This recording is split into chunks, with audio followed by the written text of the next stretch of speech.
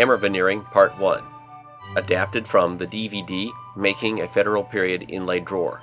To see this and other titles, please visit www.americanfederalperiod.com. This is the crotch mahogany veneer for the drawer fronts. This is enough to do 2 drawer fronts here. And at this point, it looks like it would be unusable. It's very buckled. It's also quite brittle. In fact, it was so brittle that I had some chipping here when I was cutting it with a knife. But by applying thin down hot hide glue, and this is quite a bit thinner than what you would use for joinery, to both surfaces and allowing it to sit for a few minutes, that's going to relax it and allow me to press it flat. It's also going to completely saturate the veneer, or nearly completely saturate the veneer with glue, which is going to stabilize it in the long term. So what I'm going to do is brush the glue on there. I'm going to wrap it in this plastic food wrap very carefully so that it doesn't bond to the platen that I'm using to apply the clamping pressure or to each other. And these plates here that I'm using are just pieces left over from a solder knockdown furniture, but they're MDF and they've got that paper face on there, so they're quite flat and slick, so they're the perfect clamping plate. And then to apply the pressure, I'm going to use this, which is just a homemade clamp that I have that is out of ash, and it has a slight camber planed in it in this direction on that one, in this direction on that one, and then these pieces of threaded rod here to apply the pressure. And that camber allows it to maintain clamping pressure in the center as the ends are tightened. And I'm going to space about 4 of them along the length of the board here. And I'm going to leave the veneer in the clamp for about a week or so, but I'm going to take it out once or twice a day, unwrap it from the plastic, and allow it to air out for a very short period. Don't want to let it go too long, or the buckling will return, and that combined with the rigidity of the hide glue would probably ruin the pieces. Probably couldn't bring them back from that. And I don't need to have it bone dry, but I want to have it fairly dry because the hide glue or the hammer veneering is going to introduce quite a bit of moisture, but I don't want to work with it really wet. So now I'll just start brushing the glue on and get it clamped up. This is the same dry ground hide glue that you saw mixed earlier. This time it's been mixed slightly thinner because I have a glue size on the substrate, the drawer front in this case, and also on the crotch veneer. Plus, crotch veneer is more fragile, and a thick glue would have a tendency to want to burst through in some of the fragile areas.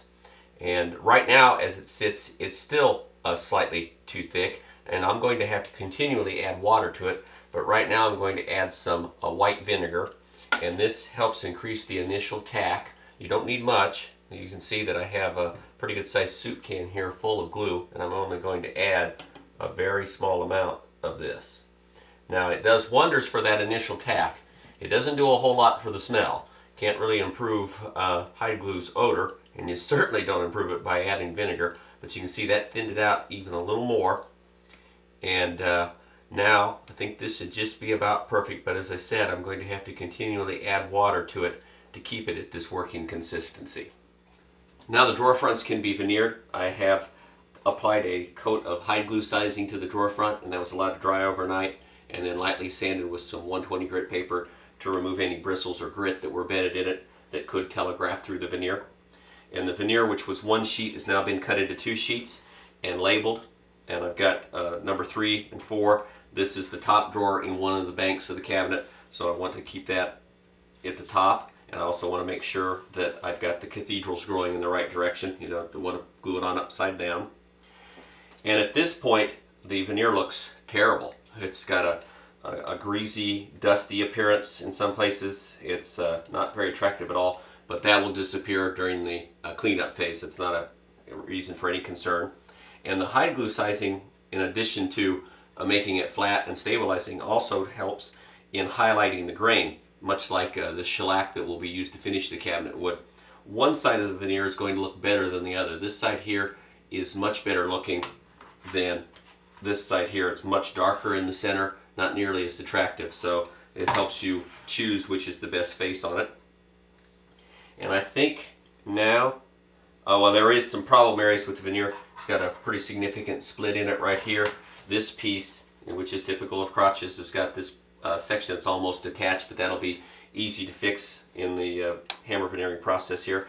And I've cut the veneer so that it's about an 1/8 inch or so oversized all the way around. I'm probably going to end up having to trim the with the grain ends more closely than I will the across the grain ends, because these with the grain ends want to curl up and pull the veneer away from the substrate. So after I get it hammered down, I'll probably have to trim that off. And I also centered up the veneer so that the plume or cathedral was as close to the center of the drawer as I could.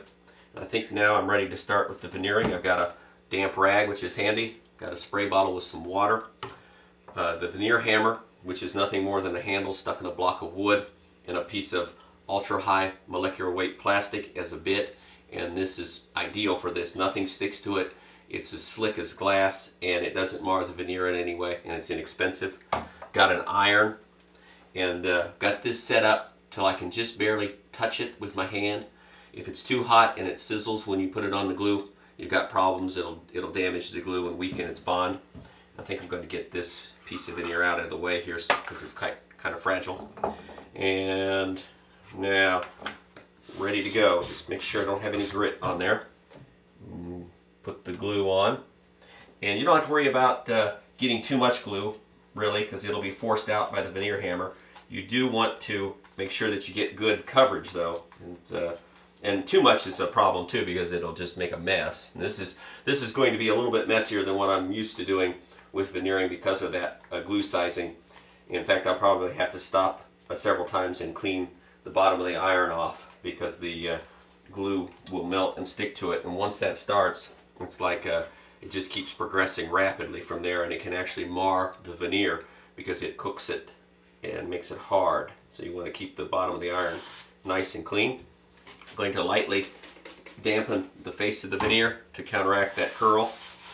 Wipe up the excess, and this is going to be very, very simple. Take the iron and heat up that glue. And crotches are typically much more difficult than standard veneer would be, but I think that on this narrow application here like this is going to be quite simple too. And with moderate downward pressure, you want to push down and forward on the veneer hammer. You never want to go across the grain. And what will happen is that the glue will be pushed ahead of the hammer, and you'll actually hear a cracking sound.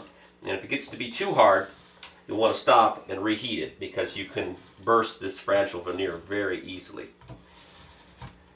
And sometimes, even though I said you shouldn't go across the grain, sometimes at the very end I'll just make like a slicing cut. I think you could see some glue come out right there, and I could hear that bubbling, cracking sound. That's a good thing. You want to hear that.